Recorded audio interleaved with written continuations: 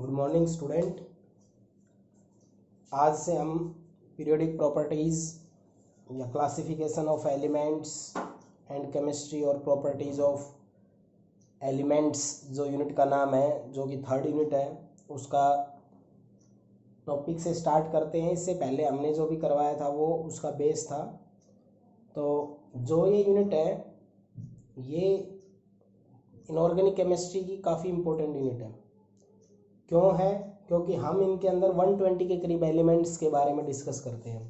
और आप जब यूनिट्स इनऑर्गेनिक में पढ़ते हैं तो इन्हीं एलिमेंट्स के बारे में पढ़ते हैं, इनकी physical property, chemical property, preparations, इनके और वगैरह, हम ये सब पढ़ते हैं। ठीक है, तो इसको समझाने के लिए हम बताते हैं कि जब स्टार्टिंग में हमारे पास एलिमेंट थे, जैसे एग्जाम्पल के तौर पे आप कोई स्कूल है, उस स्कूल में बच्चे जब एडमिशन लेते हैं, मान लो एक क्लास में 2 बच्चे हैं, तो कोई भी टीचर या वो है उसके पेरेंट्स, नाम, गांव वगैरह सबसे याद रख सकता है। लेकिन जैसे जैसे जैसे नंबर ऑफ़ स्टूडेंट्स बढ़ते जाते हैं तो फिर हम एक वे बनाते हैं उनको ध्यान रखने के लिए। जैसे रोल नंबर के हिसाब से हम उनको अरेंज करते हैं, रोल नंबर में उसका नाम, फादर नेम वगैरह, एडमिशन नंबर वगैरह लिखते हैं। तो ऐसे ही जब हमारे पास पीरियोडिक टेबल में एलिमेंट कम थे तब तो हमें कोई ऐसे प्रॉब्लम थी नहीं, हम उनको याद कर रहे थे। लेकिन जैसे धीरे धीरे एलिमेंट की डिस्कवरी होती जा रही थी तो अब उन एलिमेंट को हम अरेंज कैसे करें, ये एक प्रॉब्लम्स हमारे सामने आ गई है कि हम उन एलिमेंट का अरेंजमेंट कैसे करें। ठीक है, तो उनका एलिमेंट जितने भी थे उस टाइम पे उनको एडजस्ट करने के लिए डिफरेंट रूल के हिसाब से अलग अलग साइंटिस्ट आए और सब ने जो दिमाग में आया वो उस टाइम पे उसने बता दिया। ज़रूरी नहीं है जो स्टार्टिंग में आया उसने सब कुछ बात सही बताई हो, लेकिन हमें पढ़ना उसके स्टार्टिंग से ही पड़ेगा, इसके हिस्ट्री के हिसाब से हमें उसको पढ़ना पड़ेगा। तो हम सबसे पहले आपको बताते हैं कि पीरियोडिक टेबल ही क्या होती है।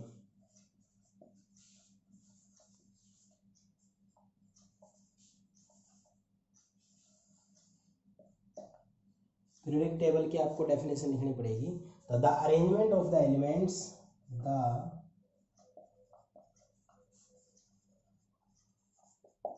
of the elements, यानी कि एक प्रकार से एलिमेंट्स का क्या होता है, ये अरेंजमेंट होता है। ये भी लिख सकते हो the arrangement of non elements. ठीक है, जो हमें उस टाइम पे डिस्कवर थे या आज जो हमारे डिस्कवर है, जिस तरह से अरेंज किए हुए हैं, उनका एक प्रकार से अरेंजमेंट। कैसे? According to their property, according to their property in the tabular form।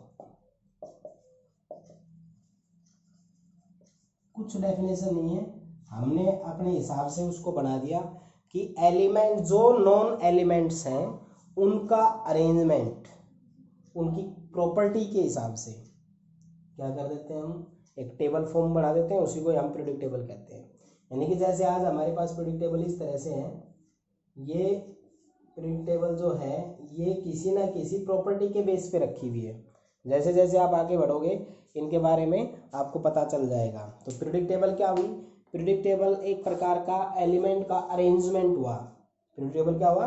The arrangement of the non elements according to their property.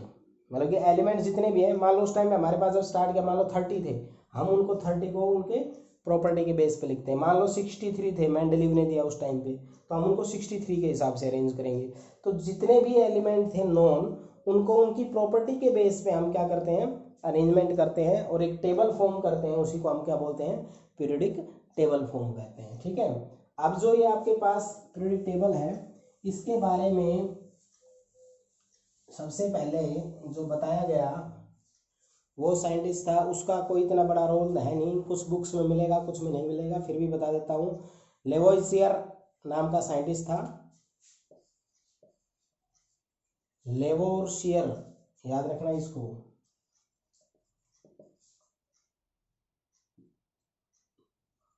लेवोइसियर classification,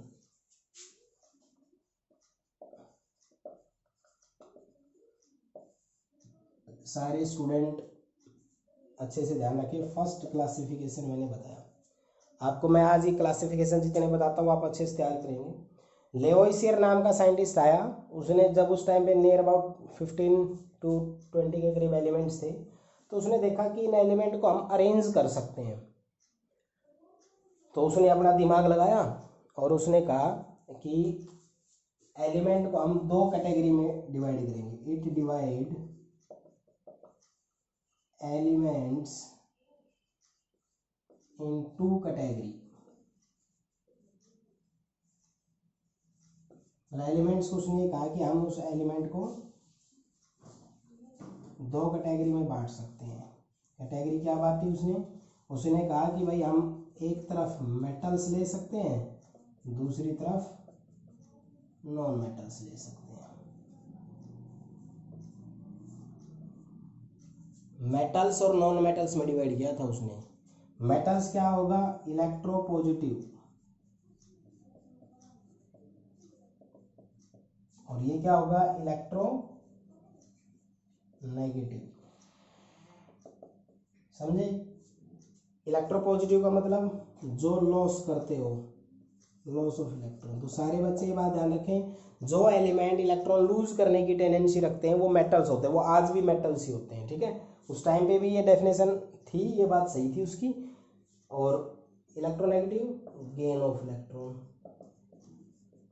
तो यहां से साफ साफ आ गया कि इसने टेबल नहीं बनाई, इसने एलिमेंट को दो पार्ट में डिवाइड कर लिया बस, मेटल्स नॉन मेटल्स। ऐसे नहीं बताया कि भाई पहले कौन सा मेटल आएगा बाद में कौन सा आएगा, ऐसे कुछ भी नहीं किया। बट इसने थोड़ा सा करने की कोशिश की कि हम एलिमेंट्स को डिवाइड करते हैं तो मेटल्स होते हैं कुछ, उसमें नॉन मेटल्स होते हैं, तो दो कैटेगरी बढ़ा दी उसने, मेटल्स नॉन मेटल्स। उसने बताया मेटल्स वो होते हैं जो इलेक्ट्रॉन लूज करने की टेंडेंसी रखते हैं, मीन्स इलेक्ट्रोपॉजिटिव, और इलेक्ट्रोनेगेटिव वो होते हैं जो इलेक्ट्रॉन गेन करने की टेंडेंसी रखते हैं। बस सिर्फ इतना सा सिंपल सा पॉइंट बताया। तो ये तो कोई हमें टेबल नजर नहीं आई, इसमें तो ऐसा कुछ भी नहीं था जो पीरियोडिक टेबल से रिलेटेड हो। बट एलिमेंट का कैटेगराइजेशन स्टार्ट हो गया, एलिमेंट्स को अब कैटेगरी में बांटना शुरू कर दिया गया। तो इसके बाद जो अलग अलग साइंटिस्ट थे वो अपने अपने लेवल पे इनको अरेंज करना शुरू कर चुके थे कि भाई जब ये दो कैटेगरी में है तो हम एलिमेंट को कैसे अरेंज करें। जैसे आपके दिमाग में लाए, मैं आपको 20 स्टूडेंट्स दे देता हूँ, भाई इन 20 स्टूडेंट्स को आपको बैठाना है। कोई भी बच्चा अपने दिमाग से कोई भी मेथड यूज़ करो, तो कोई स्टूडेंट कहेगा सर इनको हाइट के हिसाब से बैठा देते हैं, कोई कहता है सर इनको हम एज के हिसाब से बैठा देते हैं, कोई कहता है सर हम इसको वैसे ही रैंडमली बैठा देते हैं, कोई कहता है सर हम इनके फादर के नेम के हिसाब से बैठा देते हैं, कोई कहता है सर हम इसके रोल नंबर डाल देते हैं, इनको फिर रोल नंबर के हिसाब से बैठा देते हैं। तो वैसे ही एलिमेंट को, जितने भी एलिमेंट्स हमारे पास नॉन थे उस टाइम पे, तो हर साइंटिस्ट उसको अपने अपने तरीके से अरेंज करने लग गया। तो जिनका जो बैठाने का जिनका कंसेप्ट सही था उनको हम इनकी हिस्टोरिकल और पीरियोडिक टेबल के अंदर हम उसको पढ़ेंगे। तो पहला लेवोइसियर ने बताया कि एलिमेंट को आप दो पार्ट में डिवाइड कर सकते हैं, मेटल्स नॉन मेटल्स।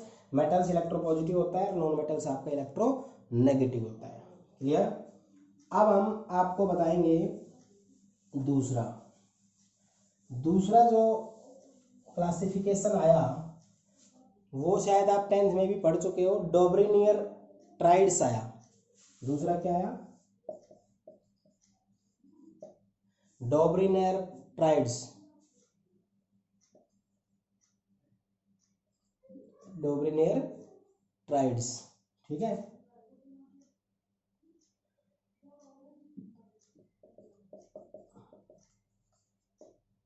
तो डोब्रिनियर नाम का साइंटिस्ट आया, उसने ये 1817 में आया। उसने इसका क्लासिफिकेशन करना शुरू किया। उसने कहा, पहला पॉइंट जो उसने बोला, ध्यान से समझना भाई, एलिमेंट्स यानी कि जितने भी उस टाइम पे नॉन एलिमेंट्स थे ना, उन एलिमेंट्स की बात कर रहा है। एलिमेंट्स अरेंज्ड इन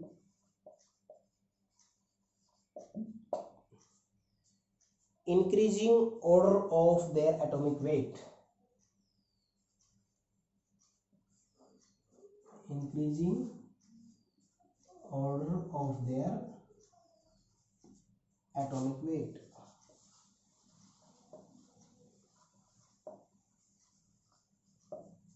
यानी कि उसने सबसे पहले बताया, मान लो उस टाइम पे 20 एलिमेंट थे, तो उसने कहा कि हम एलिमेंट्स को उनके वेट के हिसाब से अरेंज करेंगे। मींस लेस सबसे इधर आएगा और इंक्रीज होता जाएगा हाई में, मतलब जो लेस वाला है फिर इंक्रीज होता जा रहा है जा रहा है जा रहा है, जो सबसे ज़्यादा वेट होगा वो इधर आएगा।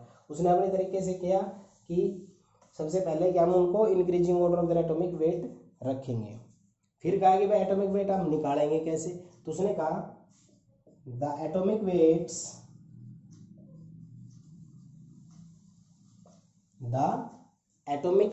Of middle element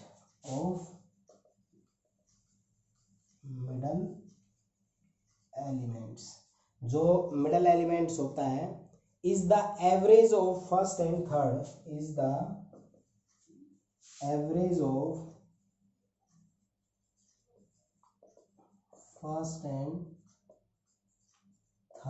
elements. ठीक है, आप कहोगे सर ये क्या बताया गया, इसको बताने के बाद अब इसके मेन पॉइंट्स पे आते हैं। इसने बनाया ट्राइड्स या ट्रेड्स। ठीक है, ट्रेड्स क्या होता क्या है, इसका मतलब होता है ग्रुप ऑफ 3 एलिमेंट्स,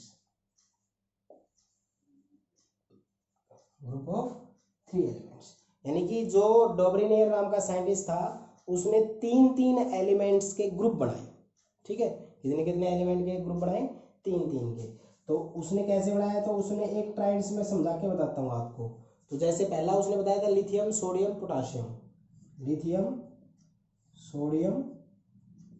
ये एक ट्राइड बनाया उसने।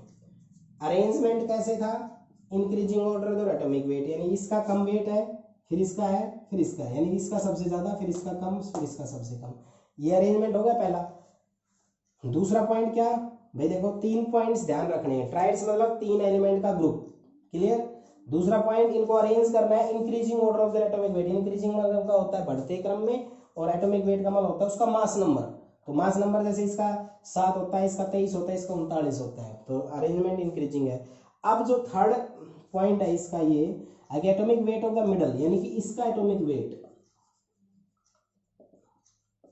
किसके बराबर होगा, फर्स्ट और थर्ड, यानी फर्स्ट का atomic weight plus third atomic weight और उसका एवरेज यानी कि मीन, यानी कि इसका एटॉमिक वेट जो जोड़कर हम 2 से भाग देंगे जो आएगा, यानी इन दोनों का मीन क्या होता है, मास नंबर का मीन निकाल रहे हो तो जितने भी का भी निकालना है, मान लो 3 का निकालना है तो तीनों के मास नंबर को जोड़ दो, 3 से डिवाइड कर दो। 2 का निकालना है तो 2 को जोड़ दो, उनको 2 से डिवाइड कर दो। अब इसका और इसका जो मास नंबर है उसका मीन जो आएगा वो सोडियम के बराबर आएगा। तो लिथियम का मास कितना होता है, लिथियम का मास होता है 7। ठीक है, पोटासियम का मास कितना होता है, इसका होता है 39, और कितने से डिवाइड करूंगा, 2 से। तो हो गया ना फर्स्ट का एटॉमिक मास वेट, या मास बोल दो एक ही बात है। थर्ड का एटॉमिक वेट, यानी कि फर्स्ट हो गया आपका, ये आपका थर्ड हो गया। तो फर्स्ट का एटॉमिक वेट, थर्ड का एटॉमिक वेट डिवाइडेड बाय 2, यानी कि मीन्स ये हो गया। वो जो आएगा वो मिडल वाले के आएगा। तो ये कितना हो गया, ये 46 हो गया, 2 से डिवाइड करेंगे तो कितना आएगा, 23 मास किसका होगा, इसका होगा। ठीक है, तो इस तरह से उसने अरेंजमेंट किया। आई बात समझ में। 3 पॉइंट से एक बार दोबारा से तीनों पॉइंट्स को समझे अच्छे से। Dobereiner made triads means group of 3 element, 3 elements के ग्रुप बनाए उसने। जैसे मैंने एक ट्राइड बताया, अभी मैं 1-2 एग्जाम्पल और लेके बता दूंगा। 3 इसके मेन पॉइंट क्या था, एक तो उसने ट्राइड्स बताए, ट्राइड्स का मतलब होता है ग्रुप ऑफ 3 एलिमेंट, यानी उसने 3 एलिमेंट के ग्रुप बनाए। दूसरा उसने कहा कि एलिमेंट को हम increasing order of the atomic weight रखेंगे। कैसे रखेंगे, increasing order of the atomic weight. तीसरा पॉइंट क्या बताया कि जो मिडल एलिमेंट है उसका जो atomic weight means mass number होगा वो किसके बराबर होगा, जो फर्स्ट और थर्ड है इनके एटॉमिक वेट के मीन के बराबर होगा। मींस फर्स्ट का एटॉमिक वेट प्लस थर्ड का एटॉमिक वेट डिवाइडेड बाय 2, जो आएगा वो मिडल एलिमेंट का एटॉमिक वेट आएगा। ये इसका कंसेप्ट था। ठीक है, तो ध्यान रह जाएगा, 3 एलिमेंट के ग्रुप बनाए, increasing order of the atomic number रखा, और मिडल एलिमेंट का जो मास नंबर है वो जो फर्स्ट और थर्ड का एटॉमिक मास होता है उसके मीन के बराबर होता है। ये आपका क्या था, डॉब्रिनियर ट्राइड्स। उसने 1-2 एलिमेंट के और बताए थे, मैं बता देता हूँ। जैसे एक ट्राइड्स और बताया था उसने, कैल्शियम स्ट्रोंशियम बेरियम, ये बताया उसने, एक ट्राइड्स तो ये था, दूसरा ये था। तो अब कैल्शियम का मास कितना होता है 40, बेरियम का मास कितना होता है 137। तो इसका मीन निकालो 40 + 137 डिवाइडेड बाई 2, तो ये कितना आएगा 177 डिवाइडेड बाई 2। तो ये कितना हुआ 2 8 16, 1 2 8 16, तो ये आपका आया है, जो भी आया है इसको आप जब आप जोड़ोगे तो 40 + 137 ये 88.5 आया। ठीक है, तो इसका 88.5 होना चाहिए, लेकिन इसका 87.5 होता है। ये तो नियरली सेम, इतना तो अप्रोक्सीमेट में चला जाता है। ठीक है, तो कहने का मतलब कॉन्सेप्ट वही चलेगा, जो फर्स्ट और थर्ड होता है इसके मास नंबर का एटॉमिक वेट जो होता है उसका मीन मिडल वाले के बराबर होगा, बराबर या नियरली इक्वल होगा। मास नंबर में नियरली इक्वल का कोई ज़्यादा वो नहीं है, क्योंकि ये एग्जैक्ट मास नहीं होती, ये पॉइंट्स में होते हैं। तो इसलिए जो मिडल का आएगा वो लगभग बराबर आएगा, बिल्कुल एग्जैक्ट भी आ सकता जैसे इसमें आया, क्योंकि इसमें ये पॉइंट्स में नहीं होते। ठीक है, तो ये पॉइंट्स इसने बताए, तो इसने 2-3 ही ट्राइड्स इसने बताए थे। तो आपको याद रखना है, ट्राइड्स के बारे में डिस्कस किसने किया, डोब्रिनियर ने।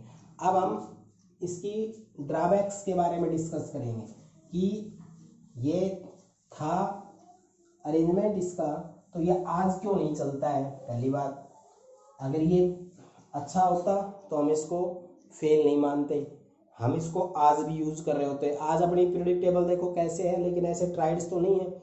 लेकिन इसने कोशिश की सबसे पहले, थोड़ा सा लेवाइशियर के बाद में एक अच्छा अरेंजमेंट था, लेवाइशियर के कंपैरिजन में तो सही था ये। फिर इसकी जो फेलियर थी उसने क्या कहा, जैसे फ्लोरीन, क्लोरीन और ब्रोमीन, ये इसने एक ट्राइड बनाया था, फ्लोरीन, क्लोरीन और ब्रोमीन का। तो फ्लोरीन का जो मास नंबर होता है वो कितना होता है फ्लोरीन का, बताओ। फ्लोरीन का होता है 19। ब्रोमीन का मास कितना होता है, नियर अबाउट होता है शायद 80 होता है। तो रूल क्या कहता है, फर्स्ट का मास, थर्ड का मास, इसका मीन मीन्स कितना हो गया 9 डिवाइडेड बाई 2, तो कितना हुआ ये 49.5 ये आया। बट एक्चुअली क्लोरीन का मास हमने पाया कि 35.5 था। तो जो इससे आया वो और जो इसका होता है उसमें कम से कम 14 का डिफरेंस आया।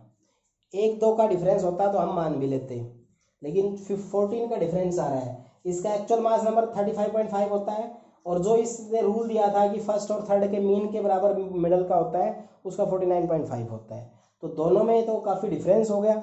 इस तरह के अगर डिफरेंस है इसमें, तो इसका मतलब कहीं ना कहीं इस रूल के अंदर कोई ना कोई प्रॉब्लम है, यानी कि ये सभी के लिए एप्लीकेबल नहीं होता। तो क्या लिखेंगे ड्रॉबैक्स में कि ओनली 2 और 3 ट्राइड्स आर करेक्ट, सिर्फ 2 और 3, 2 या 2-3 ट्राइड्स क्या थे, करेक्ट थे इसके, बाकी जैसे ये करेक्ट नहीं है।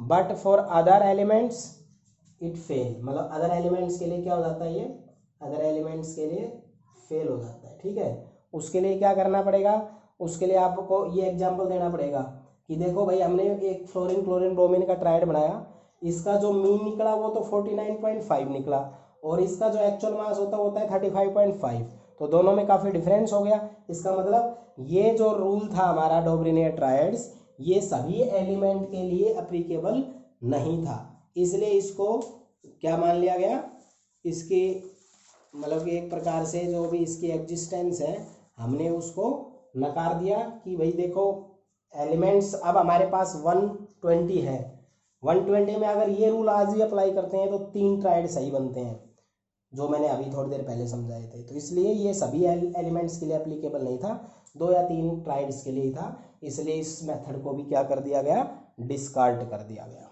ठीक है, अब इसके बाद न्यूलैंड्स नाम का साइंटिस्ट आया। देखो काफ़ी साइंटिस्ट आए थे, ऐसा नहीं है कि एक बार में ही हो गया था। हम जो आज इस पोजीशन पे पीरियोडिक टेबल में खड़े हैं, वो पोजीशन आने के लिए बहुत साल लगे थे, ऐसा नहीं है कि फर्स्ट डे ऐसे हो गया था। तो न्यूलैंड्स नाम का साइंटिस्ट आया था, Newlands law of octaves, Newlands law of octaves. तो सारे बच्चे देखो कभी भी केमिस्ट्री को रटना नहीं चाहिए, और सब्जेक्ट आप रटते रहते हो, डेरिवेशन रट लिया, फिजिक्स में ये कर लिया वो कर लिया, लेकिन केमिस्ट्री में पॉइंट्स होते हैं, उनको दिमाग उसी से दिमाग चलने लग जाएगा। आपको कोई चीज़ ऐसी नहीं है पर्टिकुलर रट के बैठनी पड़ेगी। जैसे उसमें ट्रायड बनाया, ट्रायड का मतलब क्या होता है, ट्राई ट्राई का मतलब 3 होता है, तो 3 का ग्रुप, रूल क्या था वो बताया। अब जैसे इसमें यूज हो रहा है ऑक्टा, ऑक्टा केमिस्ट्री क्या कहती है, ऑक्ट का मतलब होता है 8, यानी इसका कोई ना कोई कनेक्शन 8 से जरूर होगा। ठीक है, तो इसने क्या किया, इसके जो पॉइंट थे उसका पहला पॉइंट था द एलिमेंट्स आर अरेंज्ड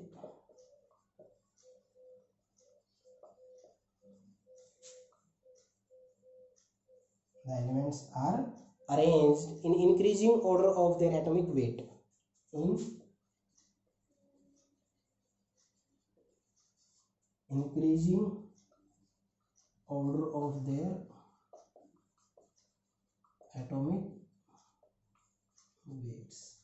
मतलब पहला पॉइंट तो इसने वही उठाया जो डॉबरिनियर का था कि एलिमेंट्स को हम अरेंज कैसे करेंगे, एटॉमिक वेट के इंक्रीजिंग में, मतलब सबसे कम मास नंबर वाला सबसे पहले आएगा, फिर उसके बाद आएगा, फिर उसके बाद इंक्रीज होता चला जाएगा। तो क्या बोला उसने, the elements are arrange in increasing order of their atomic weight. फिर उसने क्या कहा, फिर इसने नई बात क्या बताई, जैसे उसने ट्रायड बनाया ऐसे अरेंज करके, तो इसने जो नई बात बताई वो बताई कि द एवरी 8th एलिमेंट्स, इसने कहा द एवरी 8th एलिमेंट, मतलब हर 8वां एलिमेंट हैज सेम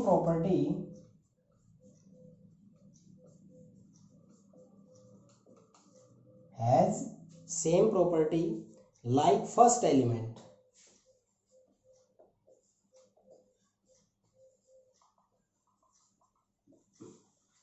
ये बात इसने बोल तो दी कि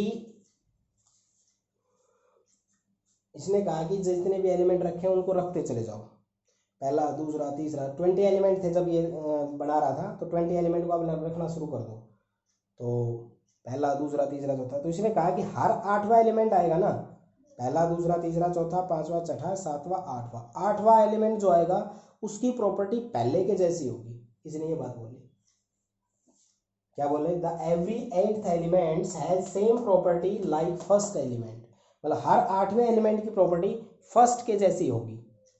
तो इससे पूछा गया कि सर आपने ये कहाँ से उठा लिया है, कि ऐसे ही कुछ भी हवा में बता दिया कि भाई हर 8वें एलिमेंट की प्रॉपर्टी फर्स्ट के जैसी होगी। तो इसने कॉन्सेप्ट दिया लाइक इंडियन म्यूजिकल स्केल। तो उसने कहा कि नहीं, ये चीज़ उठाई गई है कि जैसे जो हिंदुस्तान का जो म्यूजिकल स्केल होता है, मतलब म्यूजिक के जो सुर होते हैं एक प्रकार से, वो 7 सुर जो होते हैं उनके अंदर के हिसाब से मैंने सोचा कि उसमें जैसे सा रे गा मा पा धा नी, इसके बाद दोबारा से रिपीट होता है सा रे गा मा पा धा नी, फिर रिपीट होता है सा रे गा। तो उसने यही कहा कि जब 7 एलिमेंट हो जाते हैं, जैसे हमारे म्यूजिकल स्केल में, इंडियन म्यूजिकल स्केल में जो रिपीट होना शुरू हो जाता है, ऐसे ही हमारे एलिमेंट्स की प्रॉपर्टी रिपीट होने लग जाती है। इसने बोला, तो पहला पॉइंट क्या बोला उसने, पहला बोला कि जो एलिमेंट्स हैं उनको इंक्रीजिंग एटॉमिक वेट में रखेंगे। दूसरा बोला कि हर 8वें एलिमेंट की, every 8th element repeat their property as like first. उसने बोला कि हर 8वें एलिमेंट की प्रॉपर्टी वैसी होगी जैसे कि हमारी फर्स्ट की होती है। फिर उससे पूछा गया कि आपने ये बात कहाँ से उठाई, तो उसने बताया कि ये ऐसे होता है जैसे इंडियन म्यूजिकल स्केल में होता है। अब मैं इसको म्यूजिकल स्केल को लिख के बता देता हूँ कि उसने कहा कि जैसे इंडियन म्यूजिकल स्केल में होता है, जैसे हमारे पास होता है क्या, सा रे गा मा पा धा नी, यानी कि first second third fourth fifth six 7, इसके बाद ये दोबारा से यहाँ से रिपीट होना शुरू हो जाता है। ठीक है, फिर रिपीट हो जाएगा सारे गा मा पा धा नी, सारे गा मा पा धा नी, सारे गा मा पा धा नी। ठीक है। तो उसने इसी तरह से बताया जैसे लिथियम, बेरिलियम, ठीक है ना, जो अपने टेबल है उसी हिसाब से बताया उसने। Boron, carbon, nitrogen, oxygen, fluorine. Lithium, beryllium, boron, carbon, nitrogen, ये कितना हो गया? 1 2 3 4 5 6 7। अब 7 के बाद क्या था? एवरी एट्थ एलिमेंट, 8वां जो आएगा वो यहाँ आएगा, ठीक है ना, जो इसके साथ प्रॉपर्टी को मैच करेगा। तो वो आएगा कौन? सोडियम। सोडियम के बाद कौन? मैग्नीशियम, एल्यूमिनियम, फिर उसके बाद आएगा सिलिकॉन। सिलिकॉन आने के बाद में ये तो जो आपके आज के हैं फास्फोर, सल्फर, और फ्लोरीन के बाद कौन आता है? क्लोरीन। अब देखो 1 2 3 4 5 6 7 हो गया। अब 8वां एलिमेंट है वो फिर रिपीट करेगा प्रॉपर्टी। इसका क्या होगा? क्लोरीन के इसके बाद में पोटासियम, और ये क्या हो जाएगा? क्लोरीन। 1 2 3 4 5 6 7 8 9 10 11 12 13 14 15 16 लिखे मैंने, ठीक है। तो ये जो आपके एलिमेंट्स थे ये नियर अबाउट 20 तक ही क्या थे, यानी कि 20 भी नहीं कह सकते, मतलब कि ये कह सकते हो, सॉरी ये कैल्शियम लिख दे, कैल्शियम, कैल्शियम तक अप्लीकेबल थे। लिथियम से लेकर कैल्शियम तक अप्लीकेबल था ये। उसके बाद फिर प्रॉपर्टी इसकी रिपीट होनी, यानी इसके ये पॉइंट्स है ना, गलत साबित हो गया। तो क्या कहा उसने? उसने कहा जैसे हमारे सा रे गा मा पा धा नी होते हैं, यानी कि हमारे जो म्यूजिकल स्केल होते हैं इंडियन, उनके हिसाब से हर 8वां, यानी कि नी के बाद आने के बाद हम वापस सा पे चले जाते हैं। तो इसने कहा कि हम इसी तरह जब 7 एलिमेंट हो जाए तो हम वापस 8वें एलिमेंट को यहाँ उठा के ले आएंगे, जिसकी प्रॉपर्टी फर्स्ट जैसी होगी। ये बात इसकी बिल्कुल सही थी। फिर ये रिपीट किया, फिर ये यहाँ आया। तो देखो लिथियम, सोडियम, पोटासियम आज भी ऐसे ही रखे हैं, जो हमारे टेबल है, कॉन्सेप्ट कोई और हो तो ये चीज़ ये भी आज भी ऐसे रखे हैं, ये दोनों भी, ये दोनों, ये दोनों, ये दोनों, ये दोनों। तो इसका मतलब इन एलिमेंट्स के लिए ये एप्लीकेबल थी। तो न्यूलैंड्स लॉ ऑफ ऑक्टेवियर्स था। तो ऑक्ट का मतलब क्या होता है? 8। तो 8 का मतलब यही होता है कि हर 8वें एलिमेंट की प्रॉपर्टी फर्स्ट जैसी। तो इसके 3 पॉइंट्स बिल्कुल सिंपल से याद रखो। एलिमेंट्स को अरेंज कैसे किया गया? Increasing order of their atomic weight. दूसरा, every 8 element repeat their property as like first. और ये जो होता है किसके बेस पे होता है? Like Indian musical scale. फिर लिख के दिखा दो, सा रे गा मा पा धा नी। तो lithium, beryllium, boron, carbon, nitrogen, oxygen, fluorine, sodium, magnesium, aluminium, silicon, phosphor, sulphur, chlorine, potassium and calcium. आप कहो सर नोबल गैस नहीं थे उस टाइम पे, थे ही नहीं, ठीक है ना। जब नोबल गैस की डिस्कवरी हो गई, वो इसके हम लिमिटेशन बताएंगे तब क्या हुआ। तो देखो increasing order of atomic weight रख दिया, हर 8वें एलिमेंट की प्रॉपर्टी रिपीट हो रही है, इंडियन म्यूजिकल स्केल पे काम करता है, और इसको आप लिख के दिखा दो। इसके बाद आप इसके बताओगे ड्रॉबैक्स,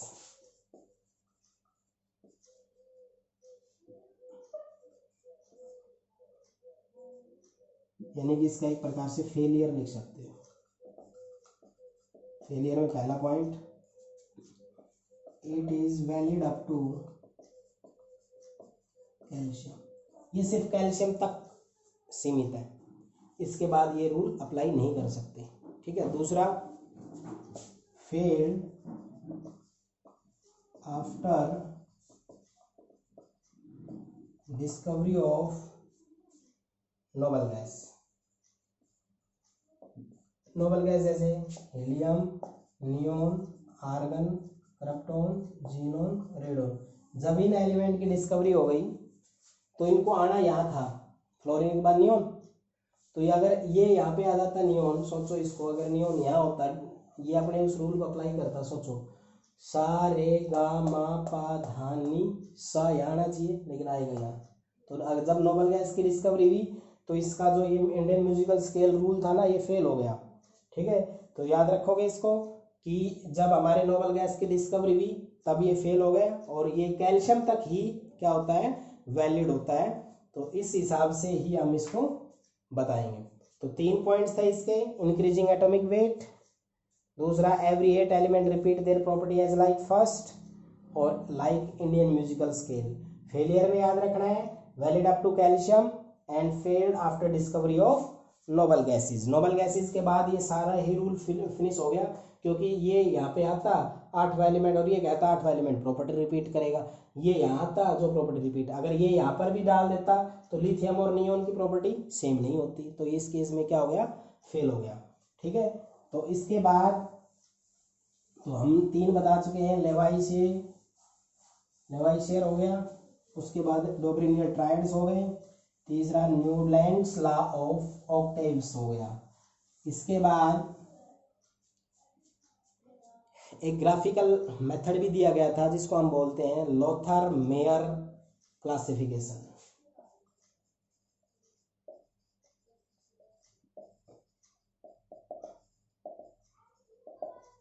लोथर मेयर क्लासिफिकेशन इतना अच्छा नहीं था, बट सिलेबस में इसलिए मैं बता रहा हूँ। तो क्या कहोगे, Lothar and mayor plotted a graph. देखो बात आ गई है, उसने एक ग्राफ प्लॉट किया, तो जैसे ही बात आ गई कि भाई उसने एक ग्राफ प्लॉट किया, तो आपको ये बताना पड़ेगा कि उसने ग्राफ किस किस के बीच में प्लॉट किया। तो बोलोगे इन बिटवीन, किस किस के बीच में, atomic volume and atomic weight. Atomic volume and atomic weight, मतलब एटॉमिक वॉल्यूम और एटॉमिक वेट के बीच में ग्राफ प्लॉट किया उसने। अब कहोगे सर एटॉमिक वॉल्यूम क्या होती है, तो आपको पता है डेंसिटी क्या होती है, मास बटे वॉल्यूम। तो वॉल्यूम पता है क्या हो जाएगी, मास ओवर डेंसिटी। ठीक है, तो atomic volume is equal to atomic mass atomic density. Atomic mass और एटॉमिक डेंसिटी जो आपकी है उनका रेशियो ये होता है। तो उसने जो ग्राफ फ्लोट किया वो कैसे किया, उसने ग्राफ इस तरह से फ्लोट किया। उसने ये आप याद रखना इधर मास एंड वॉल्यूम, उसने ग्राफ फ्लोट किया थोड़ा इंक्रीजिंग, जैसे वेव चलती है ना उसके इंक्रीजिंग के हिसाब से स्टार्ट किया उसने। तो इस तरह से उसने किया यहाँ से, फिर ये थोड़ा सा बढ़ा दो, फिर थोड़ा और बढ़ा दो, इस तरह से उसने ग्राफ फ्लोट किया। इधर और इधर क्या रखा, ग्राफ किस किस के बीच में फ्लोट करना है, एटॉमिक वॉल्यूम और दूसरा कौन, एटॉमिक वेट। तो इधर तो उसने रखा है एटॉमिक वॉल्यूम और इधर क्या रखा है उसने, एटॉमिक वेट। ठीक है, एटॉमिक वॉल्यूम और एटॉमिक वेट। तो उसने कैसे किया, यहाँ स्टार्टिंग, यहाँ एलिमेंट आया लिथियम सबसे पहले, फिर यहाँ पर कौन आया, उसने जो आया मैं एक बार इसमें लिख देता हूँ, बेरिलियम। उसने बताया ये सब इस रेंज में सब पे आते चले जाएंगे हैलोजन। यहाँ आया है फ्लोरीन, ये लिथियम है तो यहाँ पीक पे फिर आ जाएगा सोडियम अल्कली मेटल। आई समझ में, यहाँ बेरिलियम आ गया था तो इधर जो आएगा वो बेरिलियम वाले ग्रुप का ही आएगा मैग्नीशियम। मैग्नीशियम के बाद इधर फ्लोरीन है तो इधर मैग्नीशियम के इधर कौन आ जाएगा, आपका कौन आ जाएगा, क्लोरीन। और अगर ये आपका इधर पीक पे कौन है, सोडियम, तो इधर पीक पे कौन आ जाएगा, पोटेशियम। यही है बस इसका रूल, और कुछ भी नहीं है। इस लाइन पे कौन आते जाएंगे, अल्कलाइन अर्थ मेटल आते चले जाएंगे। तो कौन आएगा यहाँ पर, फ्लोरीन, ये हो गया बेरिलियम मैग्नीशियम, यहाँ आ जाएगा आपका कैल्शियम। और जो आपके जो नीचे के बाद में जो फिर दोबारा से ऊपर की तरफ जाओगे तो यहाँ फ्लोरीन क्लोरीन है तो इधर कौन आ जाएगा आपका, ब्रोमीन। कौन आ जाएगा इधर, ब्रोमीन। तो यानी कि इस फ्लोरीन क्लोरीन ब्रोमीन इस तरह से आपका चला जाएगा। इस पे आ जाएगा आपका बेरिलियम मैग्नीशियम, तो ये इसके ऊपर तो आपका आता चला जाएगा और दूसरे वाले की तरफ आता चला जाएगा आपका हैलोजन। तो यहाँ पर के बाद में क्या आ जाएगा, यहाँ पर सोडियम पोटेशियम रुबिडियम। ठीक है, तो यहाँ पर कौन आ जाएगा फिर, स्ट्रोंशियम। ठीक है, और उसके बाद इस पे कौन आ जाएगा, इस पे आ जाएगा iodine, fluorine chlorine bromine iodine आ चुका। इसके बाद यहाँ कौन आ जाएगा, सीजियम। और एक यहाँ पे डाल सकते हो आप, ये आ गया है beryllium magnesium calcium strontium barium आ जाएगा। तो आपने एक चीज देखी, इस पे ऊपर वाला जो टिप चल रहा है इस पे आ रहे हैं अल्कली मेटल, जो आज अल्कली मेटल है वो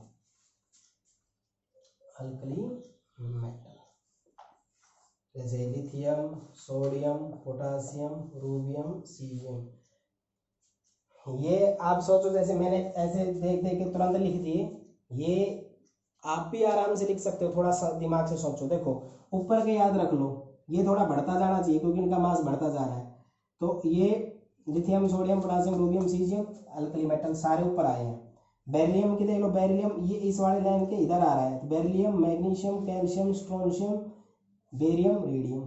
ठीक है, और भाई जो इधर वाले पे आ रहा है fluorine, chlorine, bromine, iodine, astatine, तो 3 आए हैं। एक कौन आया है, फिर आया है beryllium, magnesium, calcium, strontium, alkaline earth metal, alkaline earth metal.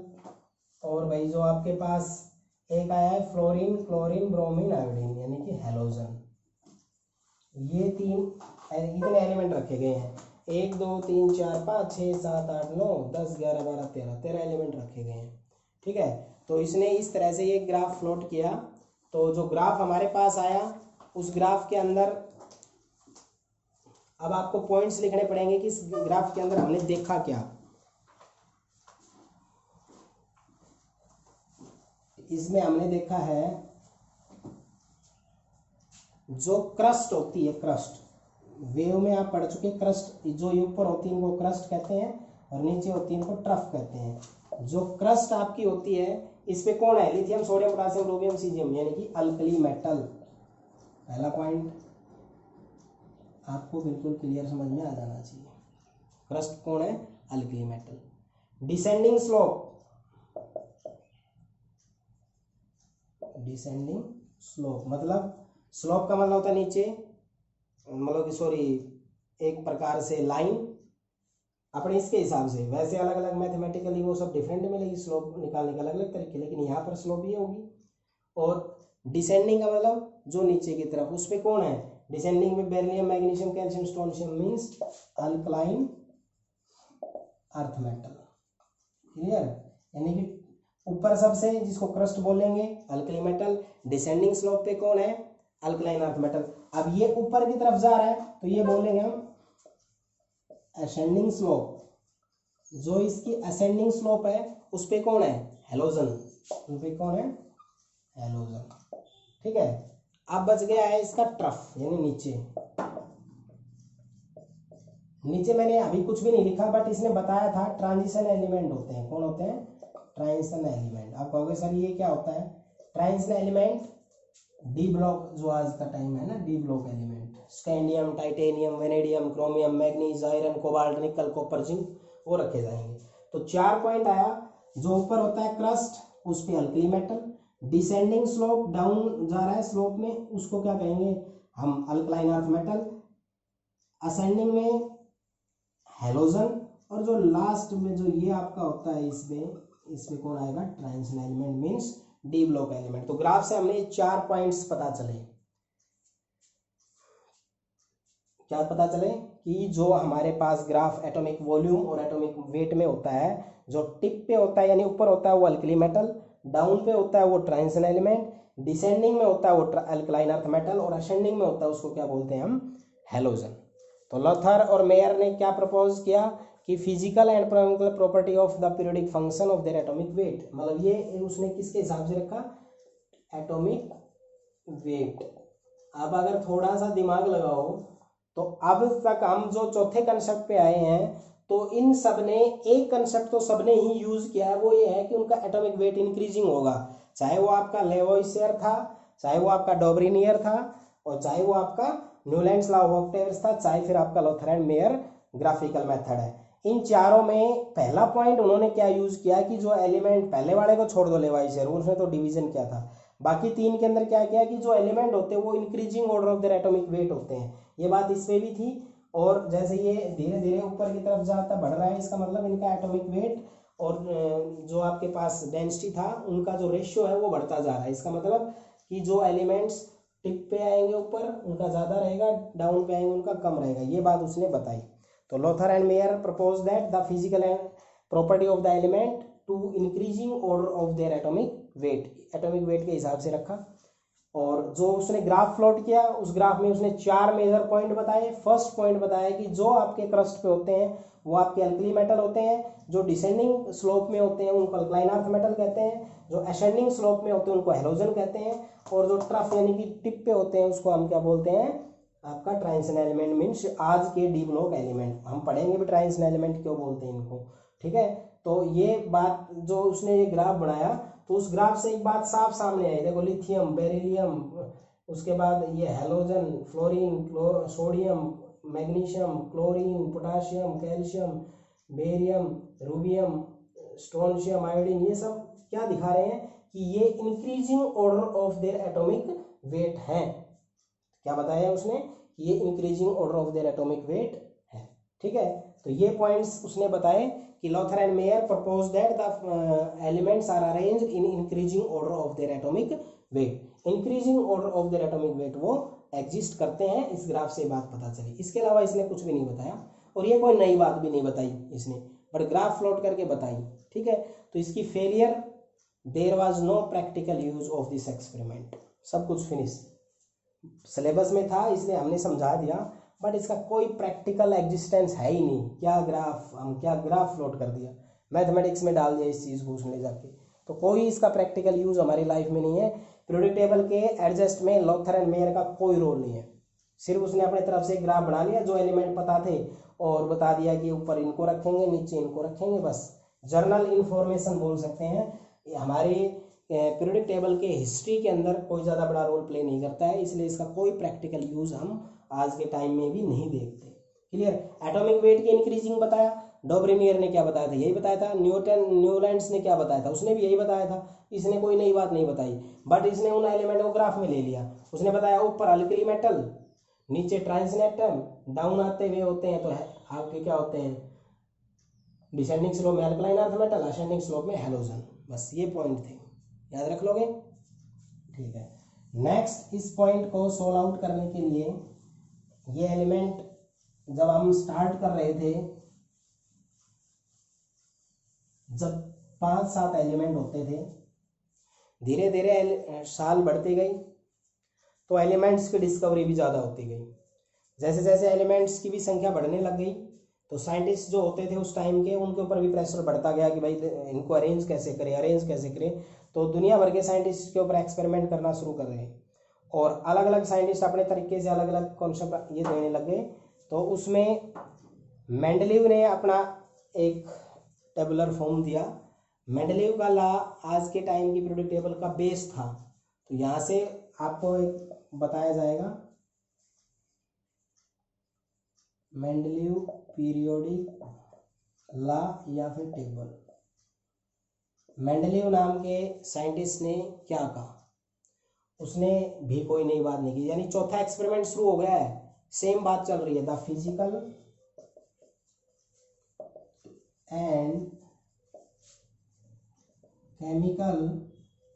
And chemical जोड़ा इसने, ये नया पॉइंट था। Property of element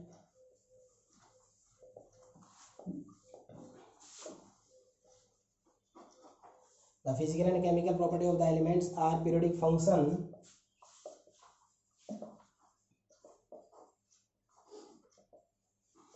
to their atomic weights। यानी कि इसका भी पॉइंट यही था, जो एलिमेंट होते हैं उसको हम इंक्रीजिंग ऑर्डर में ही रखते हैं, एटॉमिक वेट के इंक्रीजिंग ऑर्डर में। तो physical and chemical property of the element to their periodic function in increasing order of their atomic weight, ये पॉइंट इसने बताया। यानी कि मेंडलीव ने बताया कि हम एलिमेंट जो होते हैं उनकी फिजिकल और केमिकल प्रॉपर्टी को इस तरह से लेंगे, जब उनको हम एटॉमिक वेट के इंक्रीजिंग में रखेंगे तो उनकी प्रॉपर्टी कुछ समय के बाद में, पीरियोडिक फंक्शन मतलब होता है कुछ टाइम के बाद में उसकी प्रॉपर्टी रिपीट होने लग जाएगी।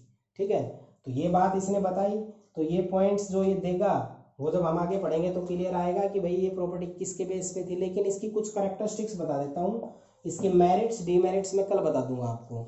सबसे पहला पॉइंट, जब ये ये टेबल दी गई थी उस टाइम पे हमारे पास 63 एलिमेंट थे, ओनली 63 एलिमेंट्स वर नोन।